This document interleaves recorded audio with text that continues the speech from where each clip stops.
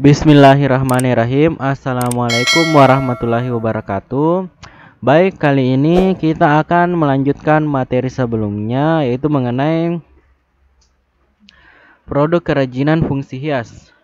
Nah, untuk materi kali ini yang akan kita bahas yaitu mengenai modifikasi produk kerajinan fungsi hias.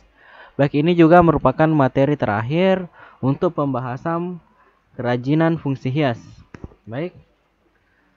Oke, yang pertama, modifikasi yaitu merubah, menggayakan atau menambah, menyederhanakan bentuk, memadukan aneka bahan, mengatur ulang komposisi warna, motif, dan menciptakan karya yang baru yang sangat berbeda dari asalnya. Itulah pengertian dari modifikasi, yaitu merubah, menggayakan atau menambah dan menyederhanakan bentuk ya, sehingga nanti hasilnya diperoleh sangat jauh berbeda dari hasil sebelumnya. Ini ada contoh sebuah produk hiasan kepala penari Bali yang ini ya, yang sebelah kiri, kemudian dimodifikasi menjadi hiasan ruang menggunakan paduan bahan logam dan kayu. Nah, ini juga ada sebagai besi ini untuk penyangganya, kemudian dijadikan sebagai hiasan ruang. Tapi ini tidak menghilangkan bentuk aslinya ya. Nah, ini masih ada, namun hanya dimodifikasi, diubah sedemikian rupa hingga menghasilkan sebuah produk yang lebih menarik ya. Itu fungsinya dari modifikasi. Oke. Yang pertama, kerajinan modifikasi hasil kombinasi bahan dan atau teknik. Kerajinan yang dibuat dari hasil kombinasi bahan atau teknik, contohnya keran yang dipadukan bahan alam lainnya. Kemudian lilin dipadukan dengan bahan limbah anorganik. Maksudnya ini, kerajinan dimodifikasi dari kombinasi bahan. Contohnya ada bahan alam dipadukan dengan bahan alam atau bahan buatan yang dipadukan dengan bahan anorganik, sehingga nanti hasilnya lebih menarik ya. Bisa logam dipadukan besi dan lain-lain. Ini untuk teknik sendiri ada contohnya, ini ada teknik rajut dipadukan dengan teknik sulam pita, sehingga nanti hasilnya itu lebih menarik. Itu ya untuk tekniknya. Teknik pembuatan, kalau bahan itu bahan yang dipakai buat membuat dipadukan. Ini kemudian ini ada contoh yang kedua, ini kerajinan hias berbentuk jubah dibuat dengan berbagai teknik, yaitu teknik batik. Ini ada teknik batik. Kemudian teknik jahit aplikasi, teknik sulam bordir, dan dihias dengan manik-manik.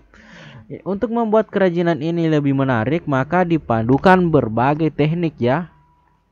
Itu namanya teknik modifikasi. Tekniknya yang dimodifikasi atau dipadukan ya, mulai dari jahit aplikasi, membatik, sulam bordir, dan nanti juga dihiasi oleh manik-manik. Itu untuk membuatnya lebih menarik. Oke. Kemudian selanjutnya, kerajinan modifikasi hasil penyederhanaan dan pengayaan. Nah, maksudnya apakah bentuknya disederhanakan atau diubah nanti penggayaannya. Ini ada contohnya, sebuah hiasan keran yang biasanya diletakkan di lemari atau meja, namun dibuat lagi lebih kreatif dengan dipadukan dengan logam. Kemudian ini juga diberi kaki. Ini ada kakinya yang terbuat dari logam juga ya, sehingga kelihatan ini lebih kokoh dan artistik. Kemudian juga diterapkan sebuah detail. Ini detail ya, sehingga ini bentuknya sangat indah ya. Dari semula cuma berbentuk kerang, kemudian dimodifikasi, ditambah ditambah bahannya logam, sehingga menghasilkan sebuah produk yang lebih jauh berbeda dari sebelumnya, tapi tidak menghilangkan dasarnya, bentuk dasarnya. Ini ya, kerangnya dipadukan dengan logam sehingga menghasilkan sebuah produk hiasan yang lebih menarik. Oke, bisa dipahami ya. Oke, kemudian contoh kedua, ini sebuah karya yang berbentuk motor Harley.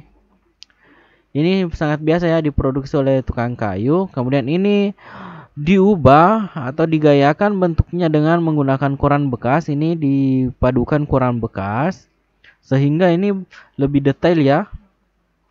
Ini lebih detail. Ini ya, ini yang kentar ya. Tadi semulanya begini, kemudian dipadukan dengan koran bekas sehingga nanti menghasilkan sebuah motor Harley yang lebih detail dan lebih menarik.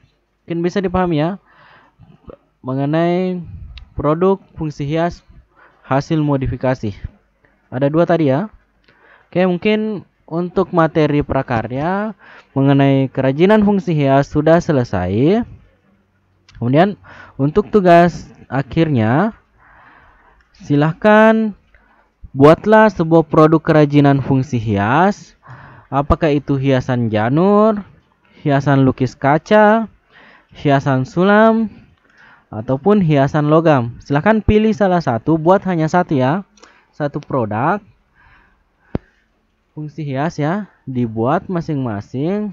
Kemudian untuk pertemuan berikutnya mudah-mudahan bisa dipresentasikan hasilnya, ditampilkan.